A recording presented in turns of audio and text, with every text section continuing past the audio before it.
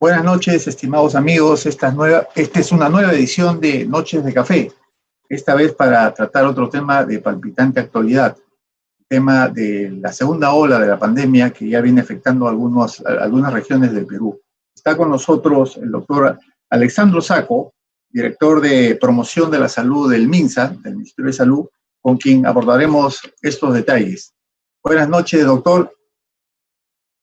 Y también está con nosotros Jaime, quien comparte con nosotros la coedición, la coanimación de este programa. Buenas noches, Jaime. Buenas noches, Víctor, buenas noches, Alexandro. Agradeciéndote por darnos este espacio, por este tiempo. Entendemos que te has tenido un día largo, sueles estar siempre en campo. He estado siguiendo el trabajo que has realizado en los momentos más críticos de la pandemia, siempre en relación comunitaria, lo cual habla de un trabajo permanente y un activismo tuyo que siempre está en campo, ¿no? Y a propósito de eso venía mi primera reflexión o comentario, ¿no?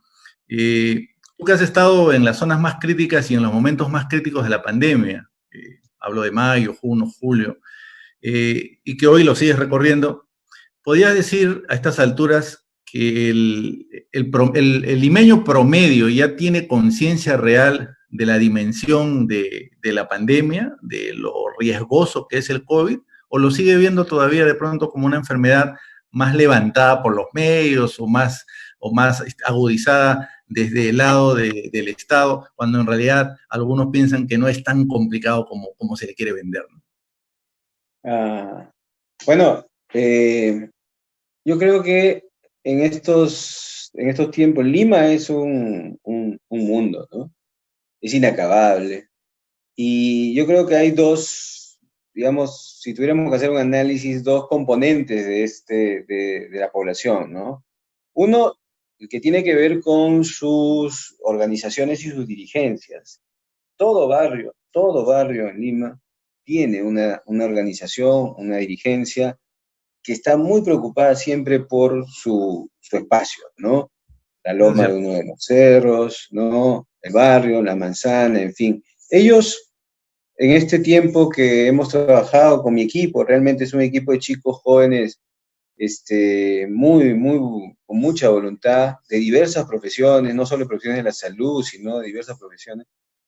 En este tiempo que con el equipo hemos recorrido nos hemos dado cuenta de ello, ¿no? Que las dirigencias están claramente comprometidas y tienen conciencia de lo que significa esta pandemia, y son miles de personas a lo largo y ancho de Lima. Y el otro grupo, que es el grupo, digamos, del ciudadano que no está insertado en una organización territorial, barrial, ciudadano de a pie, se dice, el cual ahí creo que sí todavía hay una sensación de que, como ya esto ha ido cayendo en el tiempo, el tiempo ha hecho que la curva caiga, nos hemos descuidado, ¿no? Y otro grupo que también tiene ciertos cuidados, pero ahí está la batalla, ese es el grueso de la población, en el cual hay una mirada todavía no totalmente consciente de la magnitud del asunto, o que la tuvo en un momento, pero también ya se ha agotado, ¿no? Hemos pasado meses ya en una situación que no podía ser tan sostenible en un periodo de tiempo más largo. Alessandro, ¿qué tan cierto es que estamos entrando a una segunda ola? Y si la población en realidad está preparada esta vez para afrontarlo como debe de enfrentarse este tipo de pandemias. Bueno, la tendencia de ya casi 16, 17 semanas es una caída muy importante de la positividad y también del uso de las camas UCI y de las defunciones, ¿no? Pero, de hecho, como ya se conoce, como se ha visto hoy día, las autoridades del MINSA que cada viernes hacen una conferencia de prensa, hay algunas regiones donde sí se está aumentando nuevamente, en porcentajes todavía que no permitirían en este momento aún decir si estamos en una segunda ola, pero sí es un signo de alerta muy importante, ¿no? Entonces, ha habido un aprendizaje, sin duda. Creo que el Ministerio de Salud en estos meses ha sido el ministerio que más tensión ha debido enfrentar de todo, ¿no? Porque era natural, era un tema de salud. Y yo sí creo que ahora ya hay un aprendizaje. que tiene componentes. Tiene un componente hospitalario, que tiene sus propias dinámicas, tiene un componente de los servicios del primer nivel, que están en el territorio, y tiene un componente que quizás sea el más importante, el comunitario, que no depende del MINSA directamente, sino de todos en general. En ese arco de componentes de esta posibilidad de ir aminorando el COVID o enfrentar una segunda ola, sí ha habido un aprendizaje, y de hecho, si esto comienza a crecer, sí nos va a encontrar en mejor pie. Por ejemplo, la crisis de oxígeno no debería volver a repetirse, ya hay un trabajo que se ha venido dando, etcétera, y cosas de ese tipo. Las pruebas serológicas ya han sido desplazadas por las pruebas moleculares, y así, ¿no? Podríamos enumerar una serie de situaciones que sí nos plantean un escenario más preparado. Alessandro, en estos últimos 2 o 3 días se ha estado dirigiendo mucho la mirada, por ejemplo, a un lugar como Mesa Redonda, ¿no? Donde ayer se concentraron, dicen, más de 350.000 personas, e inclusive se tuvo que cerrar la avenida Bancay, en el caso del tránsito vehicular, para que las personas puedan transitar por ahí, había tal cantidad de gente, ¿no? Entonces, ¿por qué hay ese criterio de decir, oye, ahora sí hay un riesgo de contagio, cuando durante las marchas vimos una similar cantidad de personas en un espacio también abierto, y de pronto inclusive hasta menos protegidos, porque las personas que están yendo a las compras de pronto no van a encontrarse pues con bombas lacrimógenas, o no van a encontrarse con policías para hacer una suerte de enfrentamientos, ¿no? Entonces, ¿cuál sería tu lectura sobre ese aspecto? O sea, ¿por qué ver con preocupación lo que está sucediendo en estos días en Mesa Redonda y no se tuvo la misma preocupación en el caso de las manifestaciones? Ya. No, yo creo que, claro, quizá el tema mediático, el tema de las fiestas en sí mismo, con o sin pandemia, tiene una connotación mayor, ¿no? Y de hecho, el tema de Mesa Redonda, Gamarra, hoy vimos estar en Gamarra, por ejemplo, genera una mayor preocupación. Y también porque en estos casos, claro, hay un espacio en un tránsito, hay un tránsito en un espacio abierto, pero al final la compra generalmente se realiza en una galería que está ya más Cerrado, metida, ¿no? claro. Y ahí ya el riesgo se eleva. En el caso de las marchas, también, claro, una muchedumbre siempre genera una posibilidad de más acercamiento y de más contacto. Hasta el momento, hubo antes de las marchas el tema de la jornada de vacunación. Recordarán que Claro. por circunstancias X también fue una aglomeración grande, y por lo menos en Lima, hasta el momento eso no ha indicado un crecimiento. El de las marchas tampoco, hasta el momento, lo cual no quiere decir que vamos a ir a aglomerarnos, al contrario. Pero en el caso de las Navidades sí, la interacción va también hacia no solo el momento de la compra, el asunto de la tienda misma, sino todo el movimiento que se genera, porque la gente antes de llegar a un lugar tiene que tomar el transporte público, por ejemplo, ¿no? Entonces, y la misma connotación a la que yo me refería hacen que quizá se pongan más los focos sobre la Navidad en estos momentos, ¿no? Alessandro, evidentemente estas fiestas de fin de año van a demandar muchas reuniones familiares, algunas reuniones y hasta fiestas, se podría decir. Entonces, ¿cómo evitar que los casos de contagio se incrementen? ¿Cuáles serían las recomendaciones que tú darías desde tu punto de vista de especialista? Bueno, el último decreto supremo que emite la PCM, porque hay niveles, ¿no? Uno son el Ministerio de Salud. A veces se piensa que el Ministerio de Salud es el que decide qué es lo que abre o no abre, y eso no necesariamente es así, sino que quien decide qué actividad económica o qué espacios públicos se usan es un decreto supremo de la PCM, refrendado por los ministros. En el último decreto supremo se mantiene aún la restricción de las reuniones sociales. Entonces, en estricto, las reuniones sociales no están permitidas aún, y una reunión social es la que implica más del núcleo familiar, ¿no? Es complicado, en una Navidad, ¿cierto? Pero no olvidemos que estamos en el periodo, en la situación de salud más crítica, quizá de la historia de la humanidad y de la historia del país, ¿no? Entonces, a veces ese dato pasa así desapercibido, pero esta pandemia, hace un año exactamente, nadie imaginaba la gran crisis que iba a pasar el mundo, un año nada más. En esta época comenzó el doctor Elmer Huerta, yo me acuerdo en las mañanas, no sé si recordarán ustedes, ¿no? En un mercado de la China, un virus raro, respiratorio, y uno decía, bueno, será como el SARS, será como la gripe porcina, y no era así, llegó, ¿no? Entonces, todo ello explica en buena medida que estemos en una situación todavía indeterminada frente a lo que es y significa realmente el COVID. Entonces, reuniones en espacios cerrados no están recomendadas, reuniones sociales no están recomendadas ni para Navidad ni para Año Nuevo. Es difícil, pero hay que ir a la imaginación, ¿no? De repente usar, si tenemos una azotea ahí en ese momento, en los barrios, las calles, los parques, es decir, nos reta también toda esta situación a quizá encontrar otra forma de celebración que no sean dentro de nuestros espacios tan cerrados como son las habitaciones, los departamentos y nuestras casas. Ahora, si lo más recomendable son los espacios abiertos, ¿qué es lo que va a suceder, por ejemplo, en lo que ya está más próximo, la temporada de playa? ¿Se va a autorizar finalmente que de manera con aforos reducidos se pueda asistir a las playas? Bueno, esa es una discusión que estamos teniendo en el ministerio. Hay dos niveles de decisión para retorno a actividades. Hay uno que es una comisión multisectorial que encabeza el Ministerio de Economía, en la cual el Ministerio de Salud tiene participación. Y hay otro espacio que es el espacio sectorial, que es el grupo de trabajo de nueva normalidad y reactivación económica, en el cual yo pertenezco.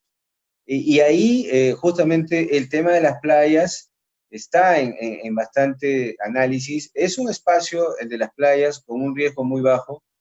Es un espacio además que permite descongestionar otros, ¿no? Porque si no tenemos playas los fines de semana, en ciudades como Lima, sobre todo, porque la restricción en realidad es para Lima. El decreto supremo que restringe la playa jueves, viernes, sábado y domingo es aplicable en Lima. Fuera de Lima eso ya está, digamos, a consideración de los gobiernos regionales, ¿no? Entonces, ahí hay que resolverse los sustentos.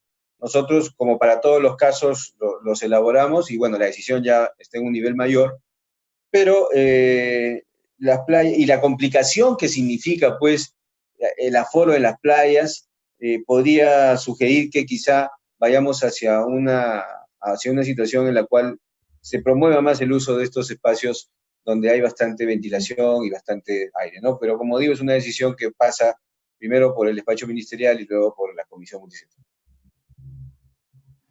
Hace un rato, Alessandro, mencionaste que el factor comunitario es un factor importante para el control de la pandemia, ¿no? Piura fue uno de los lugares donde más golpeó la primera ola y aparentemente por los índices que se están manejando será también un lugar donde la pandemia va a tener alguna incidencia en esta segunda etapa. ¿Hasta qué punto la comunidad piurana no está apoyando la lucha contra la pandemia? Porque no es casualidad que eso ocurra, ¿no? Bueno, sí, a ciencia cierta todavía los factores, las situaciones, poco a poco el tiempo nos va a permitir una mirada en perspectiva. No, ahorita estamos en medio de la situación, ahorita no tenemos ninguna perspectiva para mirar y para tener elementos de juicio que realmente nos permitan saber qué pasó en cada lugar. Tenemos intuiciones y tenemos sensaciones también, y de hecho Piura fue uno de los lugares más afectados y ahora estamos también en este momento en una situación complicada, ¿no? Es cierto que hay ahí en esta región una situación complicada, pero en otras también hay unos ligeros repuntes, ¿no? Entonces,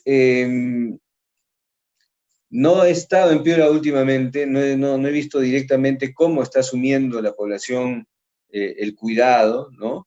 Pero de hecho, si hay una expresión que se traduce en positividad y en situaciones de requerimiento de urgencia, de atención de urgencia, habría que reflexionar un poco acerca pero con más información sobre el terreno exactamente, ¿no? Que en este momento no tengo los elementos de juicio como para analizarlas adecuadamente. Hasta hace unos días o unas semanas, era común que se escuchara que en Lima, por lo menos, o en ciudades como o en regiones como Loreto, se había llegado a una suerte de inmunidad del rebaño. Por lo tanto, era evidente que las cifras arrojaban cada vez pues, menos positividad y menos decesos, ¿no? Inclusive llegaban a haber días con 0 decesos en Loreto, por ejemplo. Entonces, se tenía hasta cierta expectativa de que esto sea así. Y se decía que en Lima estaba pasando lo mismo, ¿no? Hoy hablaba el viceministro Suárez diciendo que más o menos el 65% de limeños todavía no ha tenido COVID, por lo tanto el porcentaje era muy alto de personas que podían todavía infectarse.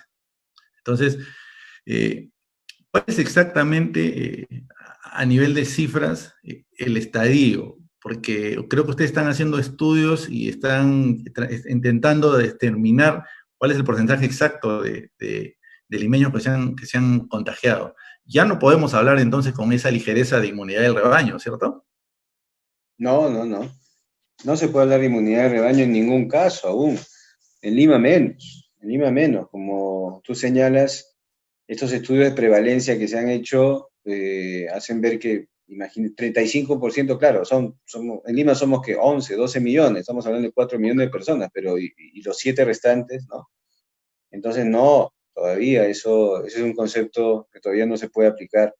Eh, Ahora lo que sí es cierto también es que el factor de contagio está en menos de 1, ¿no?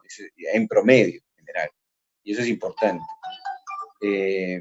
Pero, es decir, o sea, en este año hemos escuchado, todos nos hemos vuelto un poco epidemiólogos, ¿no? Entonces, la epidemiología es una disciplina, una especialidad bastante rigurosa y exacta, que tiene bastantes métodos, pero que también es móvil, ¿no? Entonces, y con esto se hace muy, muy dinámica, ¿no?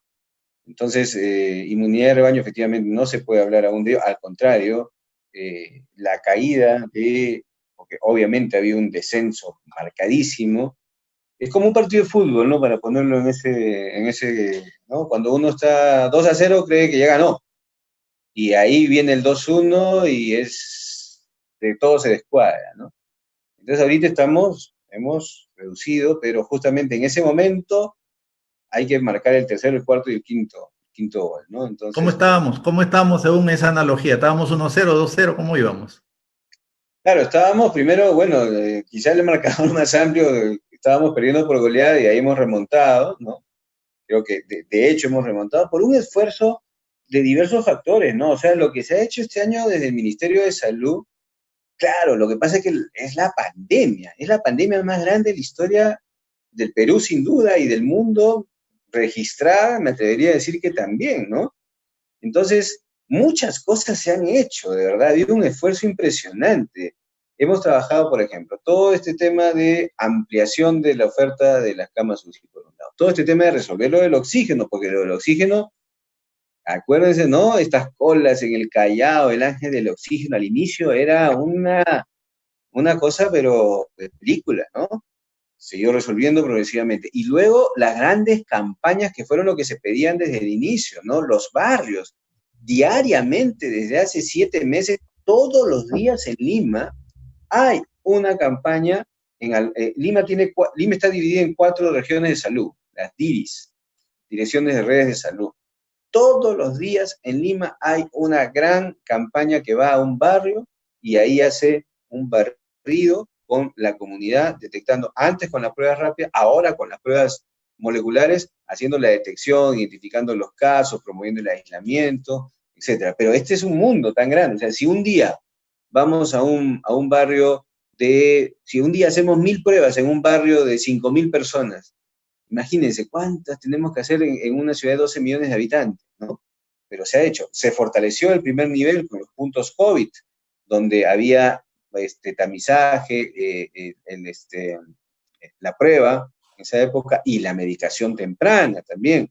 hasta los esquemas de medicación han ido variando constantemente, ¿no? Entonces, de hecho, ha habido un esfuerzo importante, y no solo del MINSA, sino que creo que en este esfuerzo hay una pieza que en salud es importante, que es el orden y la estrategia también del sector de las Fuerzas Armadas.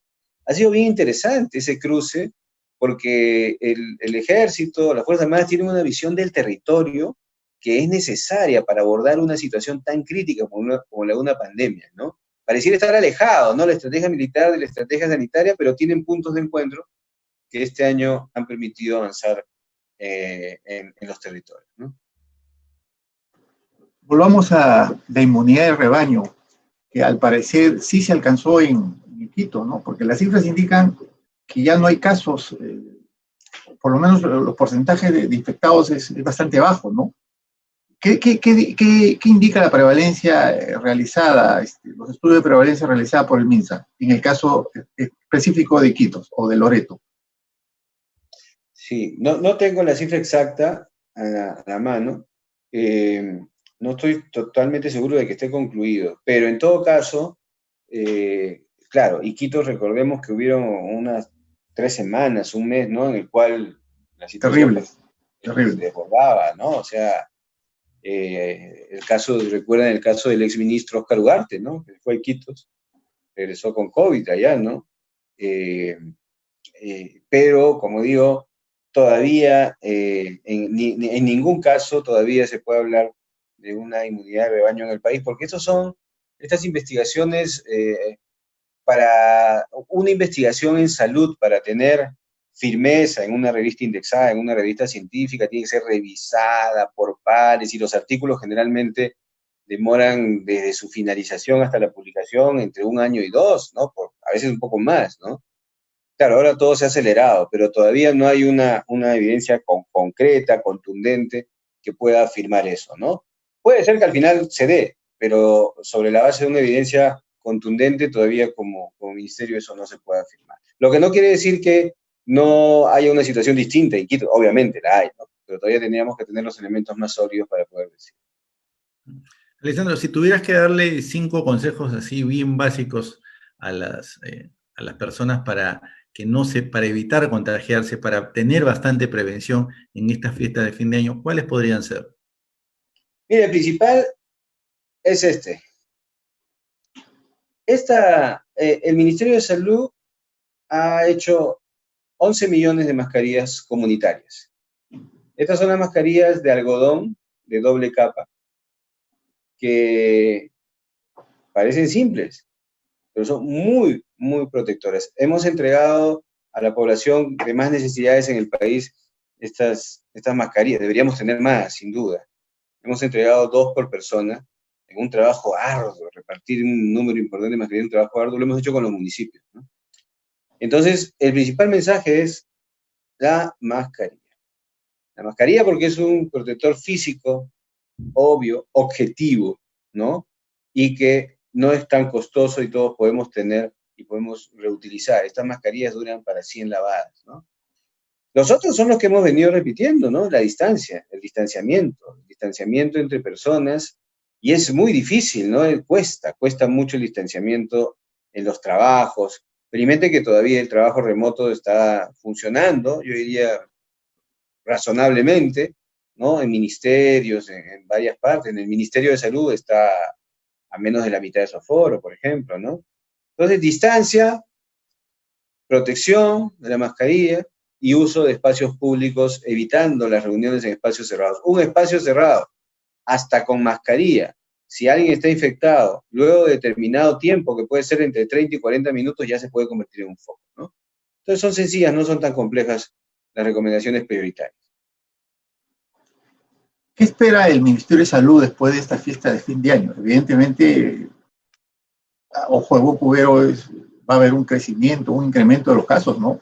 Dada que estas fiestas van a significar acercamiento de personas, la conformación de grupos, de colectividades más o menos importantes, ¿no?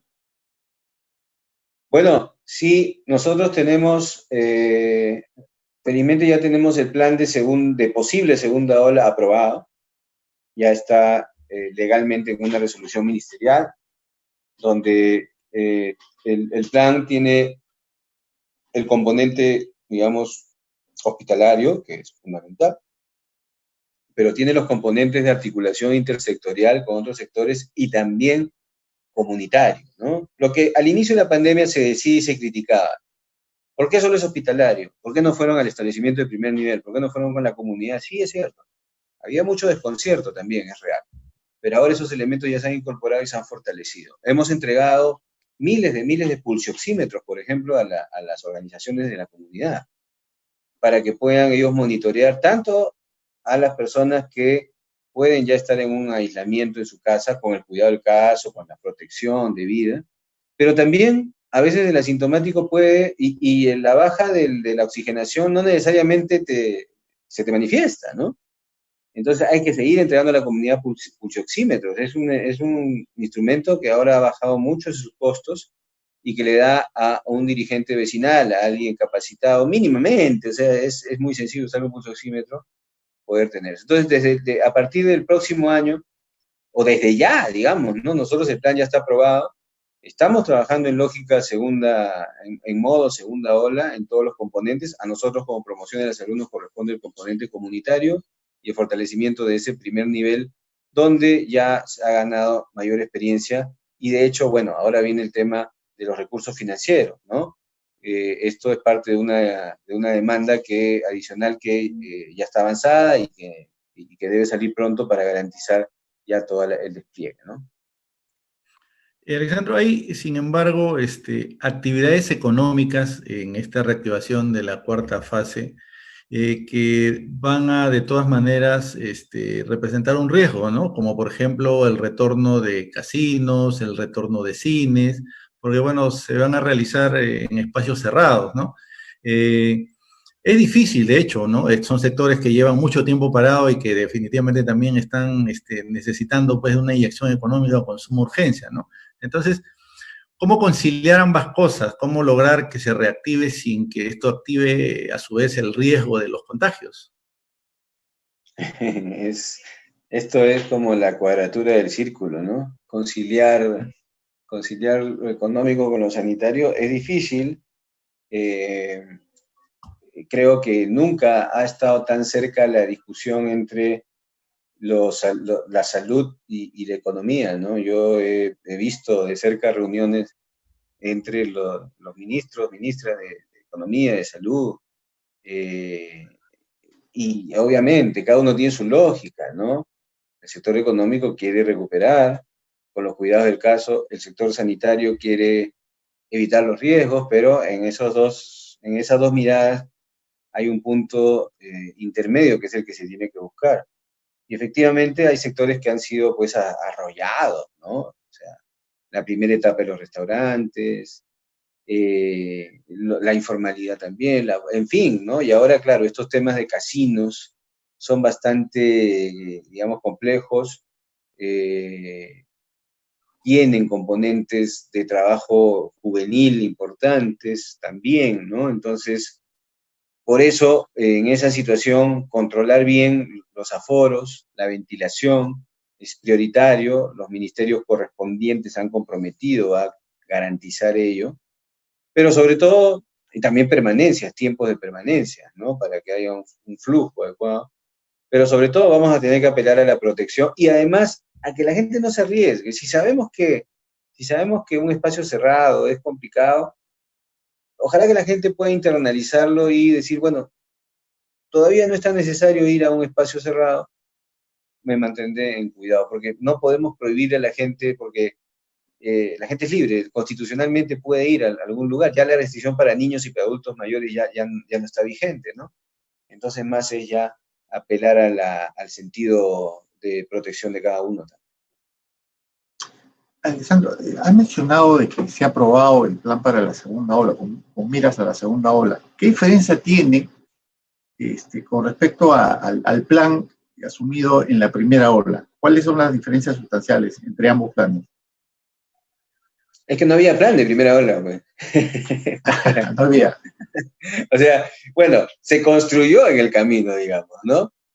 O sea, es una ironía. O sea, sí hubo un plan, una proyección, sobre todo de oferta hospitalaria, ¿no? Que hacia enero, febrero se elaboró en la lógica de plan, pero de verdad, creo que nadie sabía la magnitud de esta situación. Entonces, el plan se ha ido construyendo en el día a día. Por ejemplo, ¿recuerdan ustedes cuando fuimos a los mercados por primera vez? Claro. ¿No?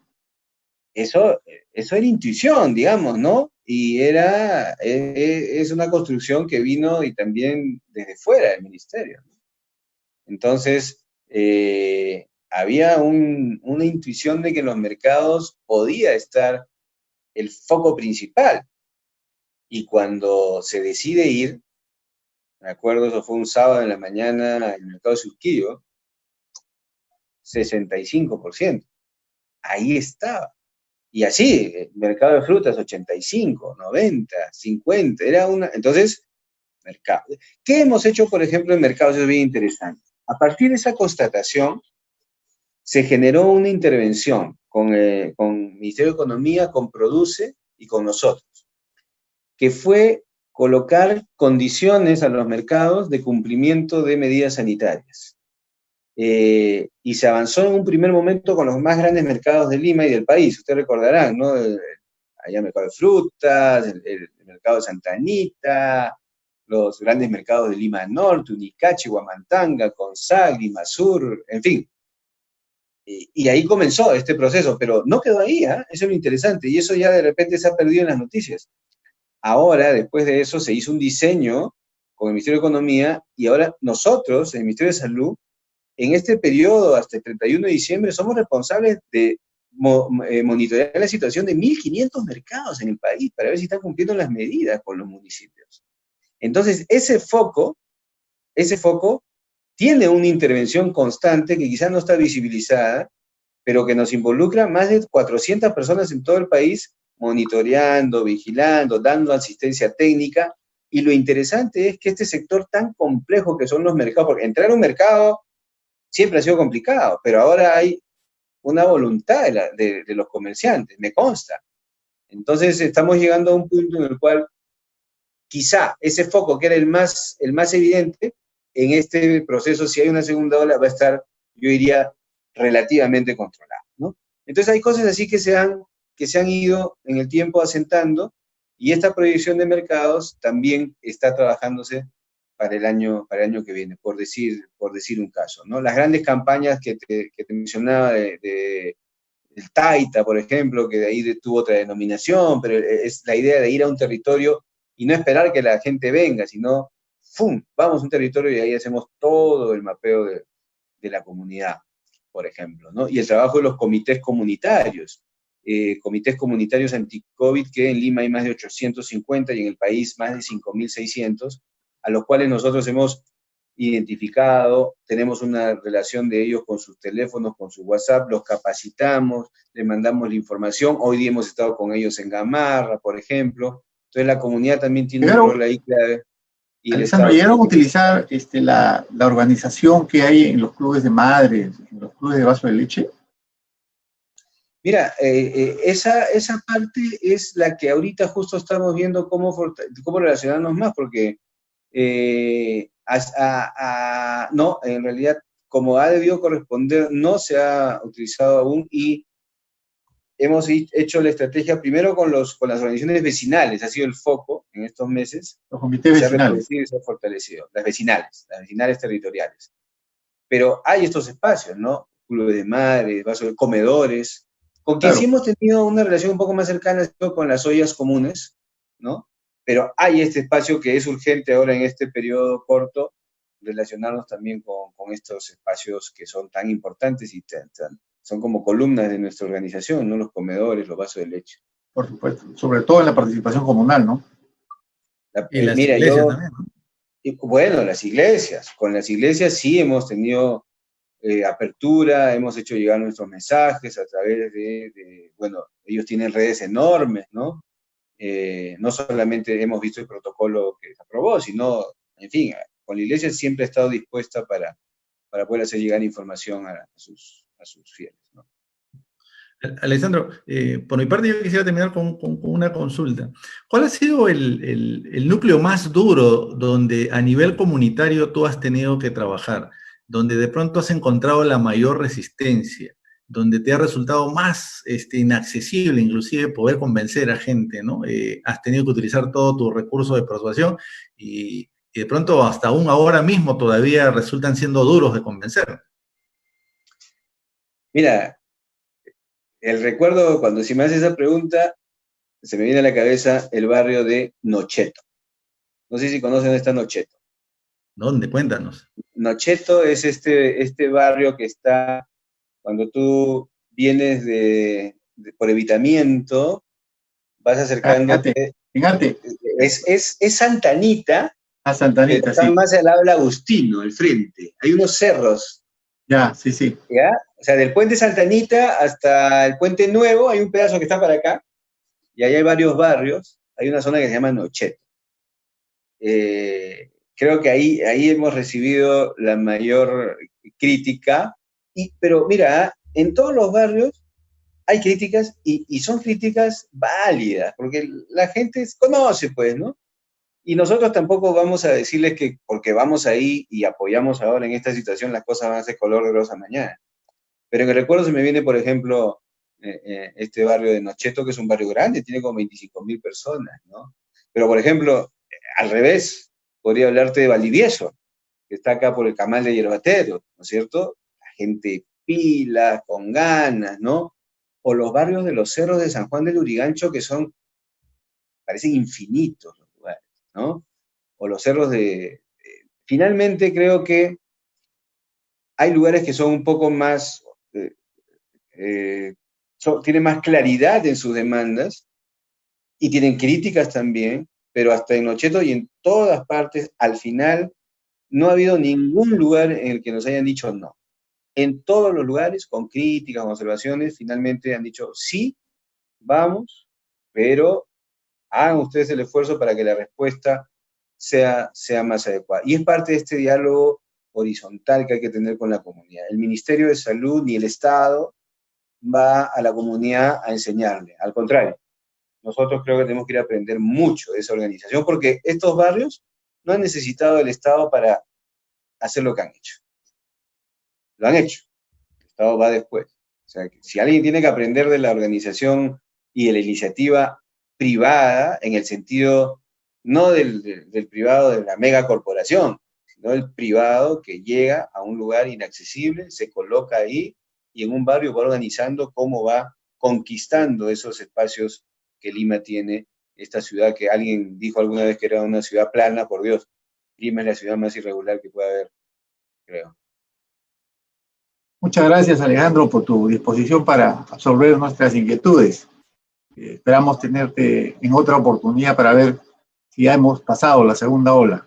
Ustedes, amigos de Noches de Café, Gracias. este ha sido el último programa del presente año. Entramos a una pausa de fin de año y retornaremos la primera semana de enero con nuevos invitados, nuevos temas para seguir dialogando con todos ellos. Muchas gracias, Jaime, que tengas un buen año, un feliz año. A usted también, Alessandro. Esta ha sido una producción de la Alianza Jucu Sucesos. Será con ustedes hasta la primera semana de enero. Muchas gracias y buenas noches.